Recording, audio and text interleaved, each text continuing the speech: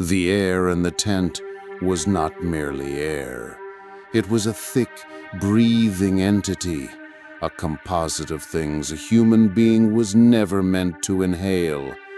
It was made of the cloying, metallic sweetness of fresh blood and the darker, rotten fruit smell of old wounds. It was the sharp, clean sting of carbolic acid fighting a losing battle against the miasma of infection. It was the smell of unwashed, terrified bodies, of sweat-soaked wool, of the damp, churned earth that served as the floor, and underneath it all, the faint, acrid perfume of gunpowder that clung to every man dragged in from the hellscape outside. This was the air that Ayşe breathed. This was the world she now inhabited. Outside, the great Battle of Sakarya raged, a monstrous, continent-shifting struggle that would determine the fate of a nation. It was a battle of strategy, of courage, of artillery and steel. But inside the sprawling, mud-caked canvas of the field hospital, another war was being waged, a quieter but no less brutal conflict, fought for inches of life, for single heartbeats, for one more sunrise. And Nurse Ayşe, barely 20 years of age, was one of its most weary soldiers. Her world had shrunk to the flickering, golden circle of light cast by a single kerosene lamp. The lamp swung from the central tent pole, a hypnotic pendulum marking the passage of an endless night, and it turned the scenes within into a living tableau by Caravaggio, a study in stark light and profound, monstrous shadow. In its glow, she saw a boy, no older than her own brother in Istanbul, his face a pale, sweat-sheened mask, teeth chattering in the violent grip of shock. She saw a bearded veteran, a man who had likely fought in the Balkan Wars and at Gallipoli, weeping silently, not for his shattered leg, but for the wife whose name he whispered like a prayer. At this particular moment, her entire universe was focused on the mangled chest of a soldier whose name she didn't know. Her tunic, dyed the color of the Anatolian soil, was a darker shade of rust where the shrapnel had torn through. Her hands, small and once delicate, were now stained and slick, pressing down with a desperate firmness, trying to convince the torn flesh to hold on to the life that was so furiously trying to escape it. "Stay with me," she whispered, the words a raw, hoarse plea that was swallowed by the tense cacophony of groans and cries. "Breathe, please, just breathe." The soldier's eyes, clouded with the gray film of approaching death, fluttered. His lips moved, forming a wet, gurgling sound that might have been the word for mother.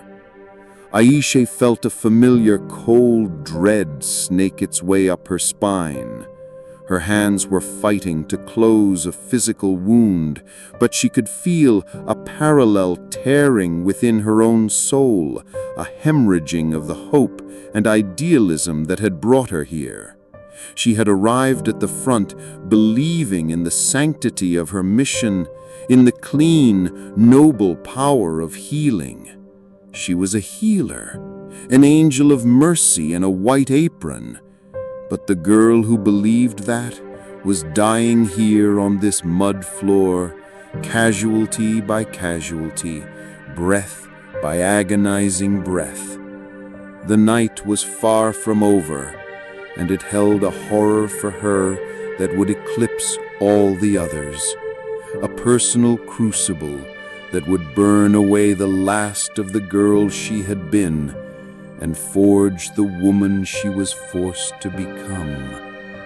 A few months earlier, that girl had stood in a sun-drenched square in occupied Istanbul, her heart swelling with a pure, unshakable patriotism. The city was a cage of elegant decay, its streets patrolled by foreign soldiers, but its spirit was a wildfire stoked by whispers from Anatolia, whispers of Mustafa Kemal and a new army, a new hope.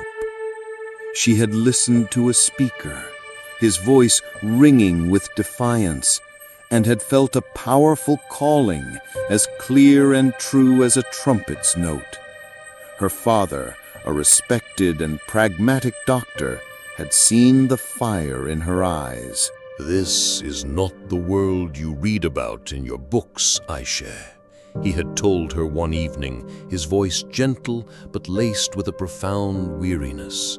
He held his own stethoscope in his hands, a tool that had seen him through decades of sickness and suffering in the city's pristine hospitals. In a hospital, we fight disease. Disease is logical. It has rules. War is a disease of the soul. It has no rules. You will see things that will make you question God and man and the meaning of your own work. Remember this, my daughter. You cannot carry all their pain in your heart. It is too small a vessel for such a vast ocean of sorrow. You must save who you can, and you must find a way to forgive yourself for the ones you cannot. She had smiled, the confident, unbreakable smile of youth. "I will make you proud, Father. I will save them all." The train journey to Ankara had been a slow, rhythmic stripping away of that confidence.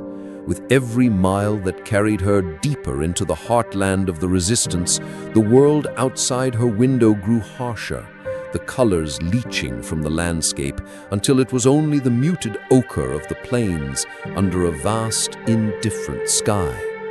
The train was packed with young men, boys who smelled of their villages and their mother's last embrace, singing boisterous anthems of valor.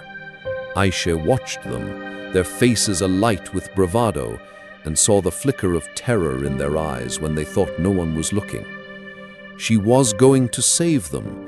It was a simple, declarative thought, a shield against the rising tide of her own fear. But the field hospital at the rear of the Sakarya line was not a place for simple thoughts. It shattered them. It was not a sanctuary. It was a churning engine of triage, a place where humanity was stripped down to its most basic components: pain, fear, and the will to live. The old doctor, a man whose face seemed to have been carved from granite by exhaustion, had confirmed this on her first day. Seeing her standing frozen at the entrance, her pristine medical bag in hand, he had barked at her without breaking his stride. "Don't just stand there staring, girl. This isn't a theater. There's no time for sentiment here. Only time for the next breath and the next casualty. Grab an apron, make yourself useful, or go home." Now, weeks into the battle, that initial shock had been hammered and forged into a grim mechanical efficiency. Ayşe moved through the tent like a ghost, a blur of motion dictated by the hierarchy of need. She learned the horrifying new language of her profession, the bubbling sound of a chest wound, the sweet, sickly smell of gangrene, the stark difference between the loud, theatrical screams of a man in panic and the terrifying dead silence of one in fatal shock. Her hands learned to work independently of her heart, which she tried to lock away, a small, fragile thing she couldn't afford to let break. She found small ways to hold on. A brief connection with a young soldier from Konya who talked endlessly about his mother's famous baklava became an anchor. He was barely 17, with a soft, sparse mustache and the earnest, untroubled eyes of a boy who should have been chasing a sweetheart, not crouching in a trench. He had a shrapnel wound in his leg, painful but clean, and she had taken extra care in dressing it. "You are a hero," she had told him, forcing a smile that felt brittle on her face. "Rest now. Think of that baklava." "I will," he'd said, his own smile a flash of pure sunlight in the gloom.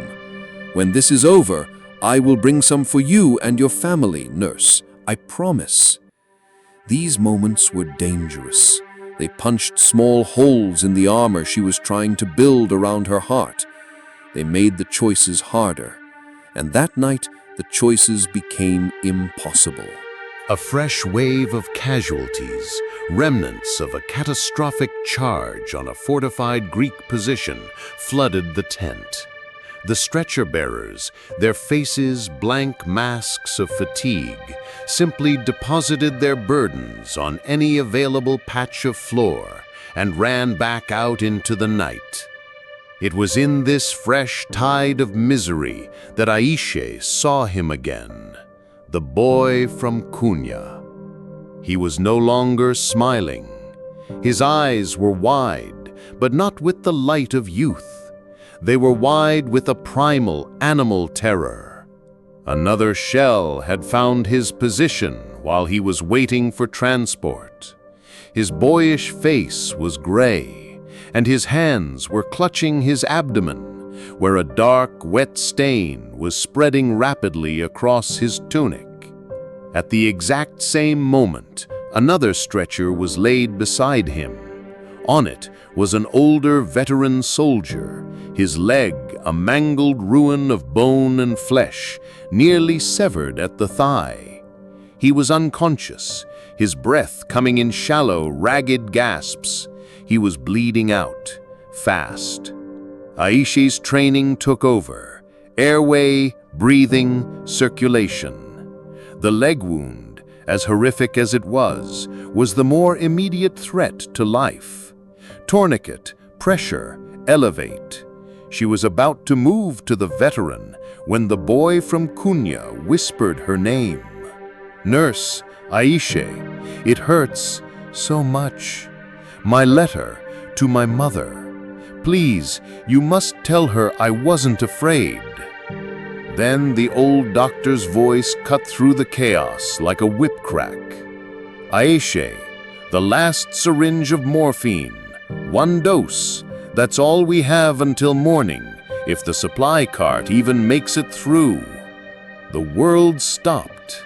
The cacophony of the tent faded into a dull roar, and all Ayşe could see was the single glass syringe in the doctor's hand. 1 dose, 1 small measure of mercy. Her mind, the logical, trained part of her, presented the facts with brutal clarity. The veteran was in hemorrhagic shock. The morphine would do little to save him, but medical protocol was clear on prioritizing such catastrophic injuries. The boy's wound was internal, almost certainly fatal. The morphine could not save him either. It could only grant him a gentle, painless exit from a world of unbearable agony. Who deserved it more? The unconscious hero who might die anyway, or the conscious boy living through every second of his own horrifying death? Her father's words returned to her, a ghostly echo. "You cannot save them all. Forgive yourself." But how could she forgive this? It was a choice between her oath and her humanity. She looked at the veteran's still face, then back at the boy's terrified, pleading eyes. In his eyes, she saw her brother, her father, every boy she had ever known. She closed her own eyes, the syringe feeling as heavy as a block of stone in her hand, and made a decision that felt like a damnation. She moved toward the boy, but before she could administer the dose, The world was torn apart. The explosion was unlike any that had come before. It was not a distant rumble, but a violent physical blow. The very ground beneath them bucked like a living animal. A shockwave ripped through the tent, tearing a huge gash in the canvas and extinguishing the lamp in a puff of smoke. Slowly, as if swimming up from a great depth, she pushed herself to her hands and knees. The ringing in her ears began to subside, replaced by the renewed, terrified screams of the wounded. Moonlight, pale and spectral, now streamed in through the gash in the tent, illuminating a scene of even greater chaos. She looked through the torn canvas, her eyes trying to make sense of the new devastation outside. An ox cart, which had been waiting to transport the less severely wounded, had been hit. It was now just a pile of splintered wood and twisted metal, its cargo of men thrown about like broken dolls. And then she saw it, a figure, lying half submerged in the mud near the wreckage, illuminated by the ghoulish light of a burning wheel. There was something horribly familiar about the way he lay. "No," she breathed, the word a small broken thing. "It cannot be." In that same instant, a sound from beside her pierced through her shock. It was not a scream or a groan. It was a soft, final sigh, a quiet, rattling exhalation of air, the sound of a life surrendering. She looked down. The old veteran soldier, the one she had decided against helping, was still. His chest was no longer moving. A horrifying ice-cold clarity washed over Ayşe, as the life she had chosen to abandon expired beside her. Her eyes were fixed on the life she would have given her own to save, lying broken and possibly dead just 50 feet away. It was Ali, her childhood friend, her neighbor from Istanbul, the boy who had carried her books from school, who had promised to wait for her. He had joined the army a month after she had left for the front. She hadn't even known he was in this sector. The cruel, perfect geometry of the tragedy was absolute. Her professional choice and its personal consequence laid bare in the moonlight. The nurse inside her had made a calculation, but the woman, the friend, the human being, was staring at an apocalypse of the heart. Something inside her broke. The careful walls she had built around her emotions, the disciplined detachment of the medical professional, it all crumbled into dust. She was no longer Nurse Ayşe. She was just Ayşe, and Ali was out there. Ignoring the doctor's frantic shouts to stay down, she scrambled through the rip in the tent and out into the churning sea of mud. The air was cold and the ground sucked at her boots, trying to pull her down. She didn't feel it. She didn't feel anything but a singular, white-hot focus. Get to him. Nothing else mattered. She fell to her knees at his side, her hands fumbling in the dark, searching for a sign. Her fingers found his neck, pressing into the cold, muddy skin. And then she felt it. A pulse. Faint, thready, a tiny, stubborn bird fluttering against the cage of his ribs. But it was there. He was alive. The realization brought not relief, but a new, sharper panic. He had a deep, gaping wound in his side, and it was bleeding sluggishly. He tore open his medical satchel, her hands shaking so badly she could barely work the clasp. It was empty. She had used the last of the bandages minutes ago. She looked around wildly, as if the mud itself might offer a solution. There was nothing. Her eyes fell on her own uniform. The apron was a ruin of blood and filth, but the hem of her simple white dress beneath it, caked in mud at the very bottom, was still clean higher up. It was the last clean thing in this whole wretched world. Without a second thought, without a moment of hesitation, she bunched the fabric in her fists and ripped. The sound of the tearing cloth was shockingly loud, a violent desecration.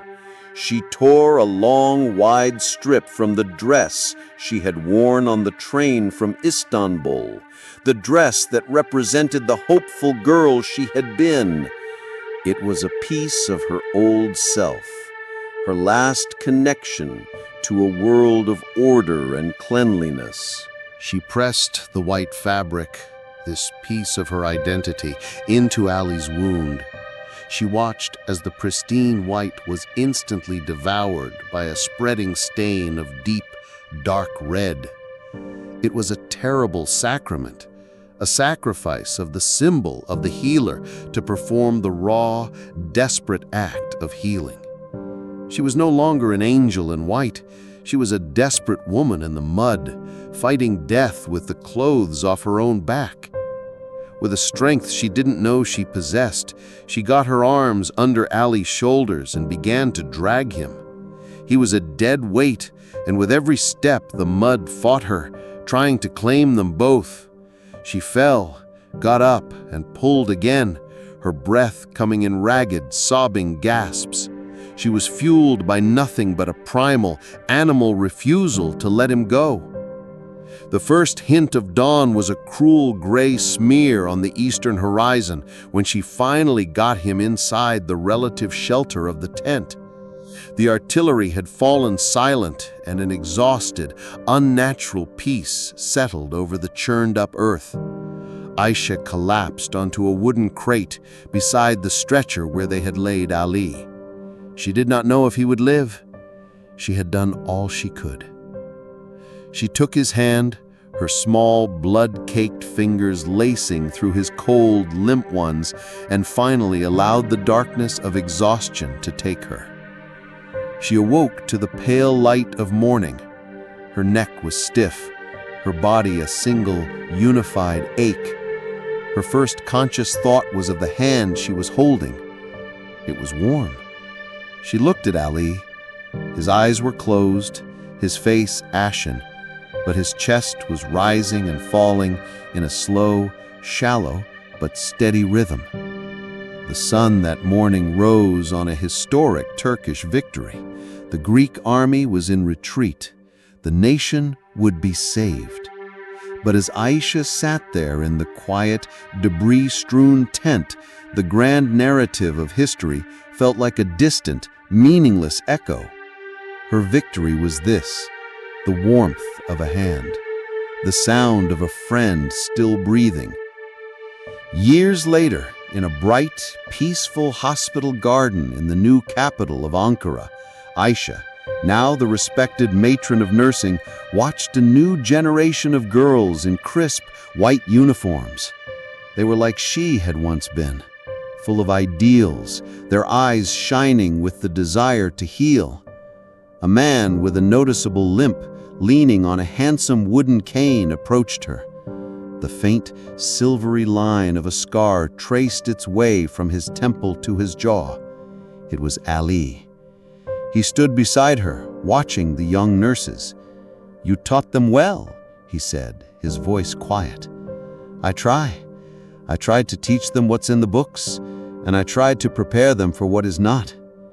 He was silent for a long moment, his eyes on the scar that ran across her own hand, a permanent, puckered mark from a piece of shrapnel that night she barely remembered acquiring. "You call you a hero," he said softly. "The angel of Sakarya. But I was there. Angels belong in heaven. You walked through hell." Ayşe turned to look at him, and in his eyes he saw not a hero or an angel, but a survivor. She had never told him or anyone about the old soldier, about the choice she had made with that last syringe of morphine. It was the part of the story that belonged only to her, the heavy, secret price of Ali's life. It was the scar on her soul, the one no one could see. "No one just walks through hell, Ali," she said, her voice barely a whisper.